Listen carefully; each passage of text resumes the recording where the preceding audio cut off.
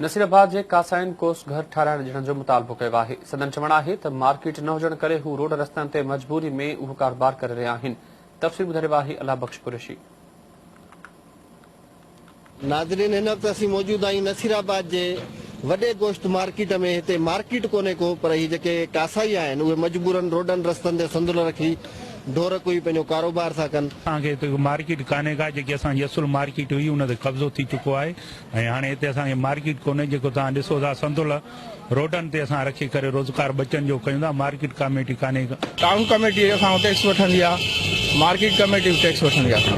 उहे ईंदा आहिनि, पंहिंजो चेक कंदा आहिनि गोश्त खे ऐं पंहिंजा ठप हणी वेंदा आहिनि। कहिड़ो माल खे थियो आहे कहिड़ो न थियो आहे। असां ईअं सागा वॾे चयो रोड ते वेठा आहियूं। मार्केट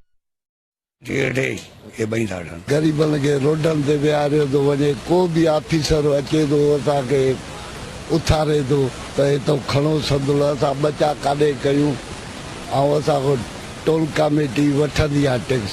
असांजी को बि केरु नथो ॿुधे, अदालत नथी थिए असांजी।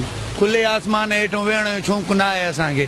उन में जेको हितां जी इम्तिहान आहे हुकूमत आहे उहो का एक्शन न उन जे मथां थी खणे। असांजी मार्केटियूं खपायूं आहियूं उन जी। नाज़रीन, तव्हां हिते जे कासाइन जूं ॻाल्हियूं ॿुधियूं ऐं उन्हनि जो इहो ई मुतालबो आहे त जेसीं ताईं खेनि गोश्त मार्केट ऐं कोस घर न मिलंदो तेसि ताईं सही नमूने पंहिंजो कारोबार न करे सघंदा।